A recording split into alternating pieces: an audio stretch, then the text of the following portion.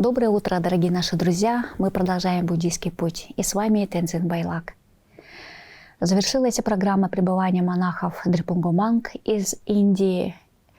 И они уехали сейчас в город Москву и продолжат свою программу.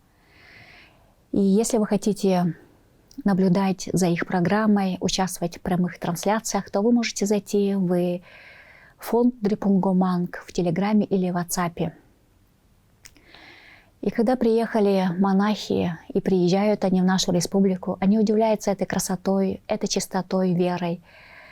И они говорят о тесных взаимоотношениях. И эти отношения, они складывались постепенно, исторически. И что же нас связывает с тибетцами? Конечно же, это религиозное мировоззрение, это отношение к миру. Нас связывает единая культура, это быт, это одежда, одинаковый образ жизни, кочевой образ жизни. У нас есть в Мугунтагильском Кожуне яки, у нас в Туве есть тувинские собаки, мы едим това-талган. И тибетцы также едят цампу, это талган. У них есть яки и тибетские собаки. И эта культура, она складывалась исторически многими столетиями. И что же нас связало? Конечно же, буддизм. Тувинцы, они, чтобы получить образование, шли через один путь, через одну дорогу. И про эту дорогу нам рассказал Ховалых Мадроба Барташтанович. Это тувинский альпинист, который вместе с группой в 2012 году покорил Эверест. Но не дойдя до вершины, до 6400 метров, они дошли до этой вершины. А также Мадроб Барташтанович, он, посещая Тибет, сделал кура, обход вокруг священной горы Кайлас.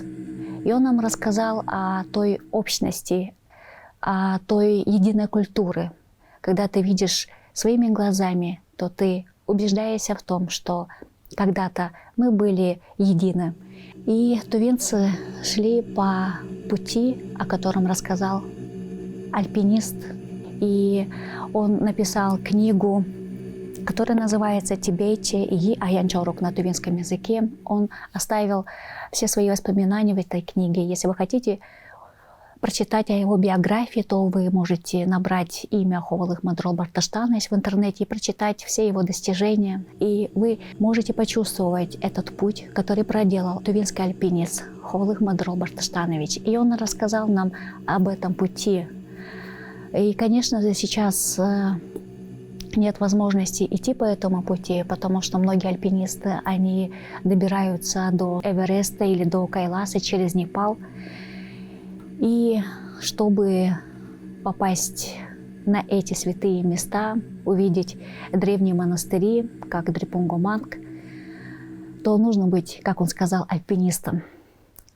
Альпинистом можно стать легко. Единственное, что нужно физически подготавливаться, тренироваться, хотя бы обойти священную гору Хайракан в Улухемском Кожуне. И вот эту тропу обхождения вокруг Кайласа, этот путь, эту тропинку тоже создал Ховалых Мадроб Барташтанович. И он поделился со своими разработками. И у него можно еще многому научиться в плане посещения святых мест, в плане покорения вершин святых гор, священных гор. И он говорил, что сейчас нужно больше двигаться, больше заниматься физкультурой. Когда мы практикуем, идем по духовному пути, то как тибетцы делают поклоны, простирание, полные простирания, и это является большим очищением. И то же самое, когда мы обходим через гору Хайракан, многие делают эти простирания, идут пешком. А тибетцы, они обходят Кайлас простираниями, доходят до Индии такими полными поклонами. И это удивительный народ, который сохранил буддизм, несмотря ни на что. И Ховалык Мадрол Барташтанович рассказал, что испокон веков тувинские учителя, они шли через перевал Мугурсын-Мугундагийского района и добирались до Урумчи. Это Синьцзянский автономный округ в Китае. Далее через Кашгар, потом Каракорум, 5600 метров над уровнем моря. Потом, идя вниз по дороге, можно повернуть, и от общей дороги 25 километров находится Кайлас. И учителя наши, когда они шли по этой дороге, бывало, что они тоже делали обхождение вокруг Кайласа, а потом уже доходили до Лхасы и поступали в буддийский монастырь Дрипунгоманг. И в чем же особенность этого пути? Почему именно шли по этому пути? И это очень интересный вопрос. И чтобы ответить на этот вопрос, мы будем сейчас ссылаться на учение тувинского учителя Гесе Таипашка, который недавно рассказал об истории распространения буддизма. И он рассказал, что раньше, еще во времена Будды, когда индийские цари поддерживали буддизм, они провозглашали буддизм как государственную религию. Например, царь Бимбисара, который жил в 544 году до 493 год до нашей эры, это был царь государства Магадха. Он провозгласил буддизм, он поддерживал буддизм как государственную религию. Далее буддизм стал развиваться в период империи Маурьев. Тогда царь Чандрагупта Маурья и его племянник Ашока, они также стали покровителями буддизма. Ашока, он объединил северные территории Индии и объединил все южные государства. Таким образом, Ашока стал один из главных правителей, который сделал очень много для развития буддизма. Еще во времена жизни Будды Шакьямуни, когда развивался буддизм в Индии, конечно, цари, поддерживая буддизм, другие религиозные течения, как индуисты, брахманисты, они всегда противостояли тому, чтобы царь не поддерживал буддизм, и иногда шли такие конфликтные отношения. И многие буддисты, они уходили на север, все севернее и севернее, и сохраняли там свои обеты и свою религию. Далее Александр Македонский, дойдя до Индии, совершая туда походы, он также покорил все северные территории Индии, а потом уже буддисты стали очень тесно взаимодействовать с греками. И тогда появился греческий буддизм, и греки, они тоже начали заимствовать буддийское учение. Греческий царь Мелинда и буддийский монах Нагацена, они оставили текст «Вопросы Мелинды». И это является свидетельством того, что греческая культура, она очень тесно взаимодействовала с буддизмом. И после Греции буддизм стал распространяться в стране Согдиана. Далее в такой стране, как Тохарском государстве.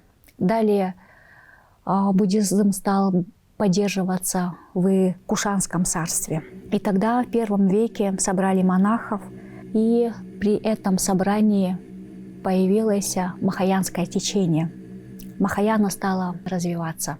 Поэтому можно сделать вывод, что во времена Будды в южных территориях больше была развита хинаяна. А хинаяна — это малая колесница.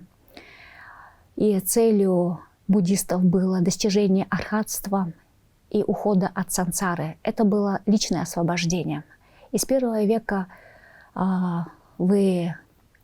после Первого собора, появляется Махаяна. Махаяна — это большая колесница, когда уже целью становится не личное освобождение, а достижение просветления ради всех живых существ. Тогда меняется подход, меняется отношение к цели достижения просветления.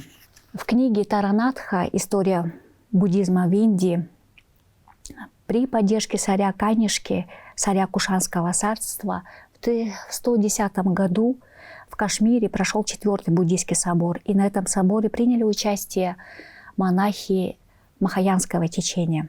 Это было 500 бодхисаттв и 2 архата. И эти 500 бодхисаттв, они прибыли не просто для собрания своего течения. Это были удивительные ученики. Они получали учение напрямую от бодхисаттв, как Манджушри, Авалокитешвара, Важрапани. И 2 архата — это два братья. Один брат, он верил в шиваизм, а другой — буддизм. И они постоянно спорили между собой, чья же религия является праведной. И когда мама попросила 2 братьев пойти в Кайлас, и в Кайласе, на вершине Кайласа находится Шива, и она попросила, чтобы они спросили у Шивы, что же тут главнее. И тогда 2 братьев, прочитав мантры, своими ситхами, быстрыми шагами дошли до Кайласа. И когда они прибыли, они увидели жену Шивы и спросили, почему же она собирает эти цветы. И она ответила, что сейчас мы ждем 500 учителей, и мы хотим услышать учение.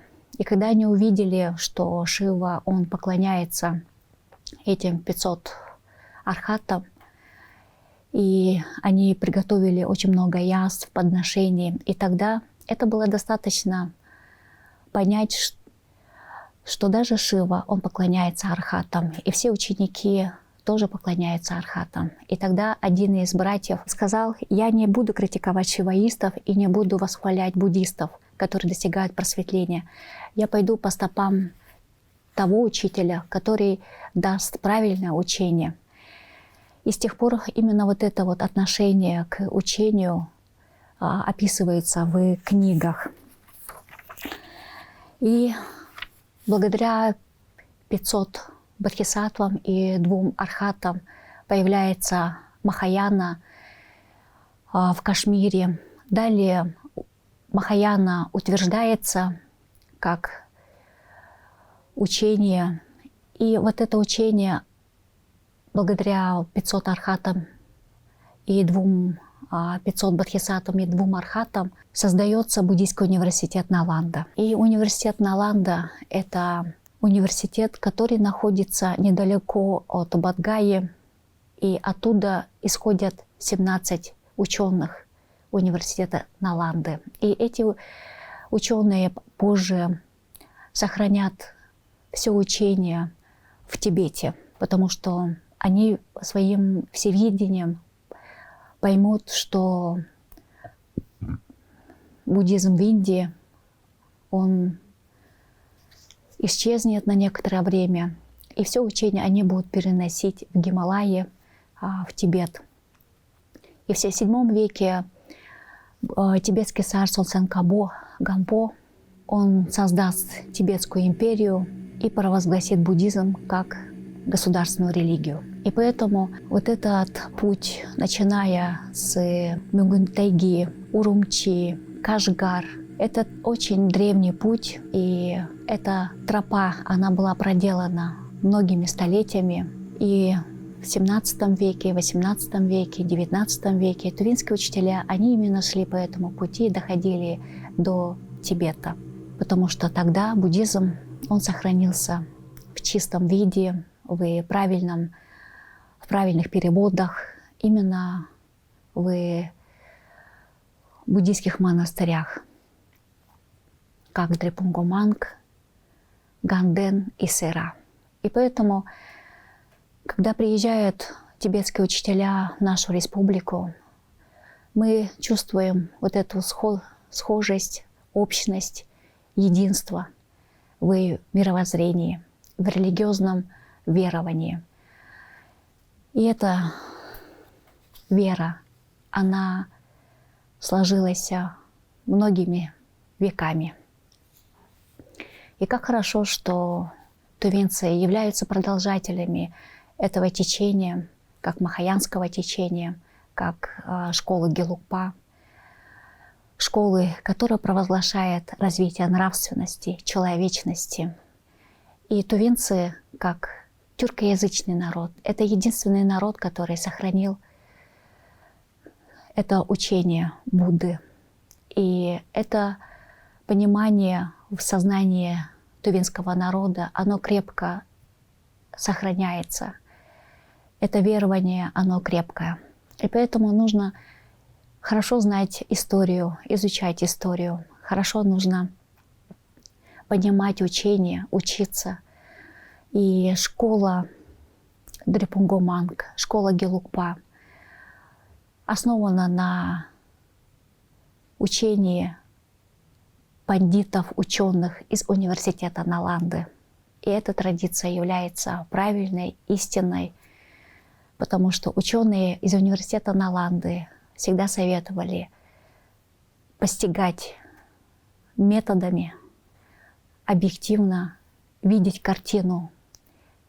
При совокупном размышлении, видении будет правильные результаты, создастся правильное видение. И самое главное — это постижение, учение и исследование. Мы приглашаем вас на все учения, которые продолжатся до конца декабря. Сейчас продолжится учение в новом храме Топтенши Дублинг. Хаджок Ринпоче продолжит свое учение, а также в ПГД Кахем, в Хуре Зеленая Тара, вы можете услышать учение Гесе Таипашкы на тувинском языке. И когда мы слышим учение на родном языке, мы больше понимаем, мы больше изучаем очень глубоко. До свидания.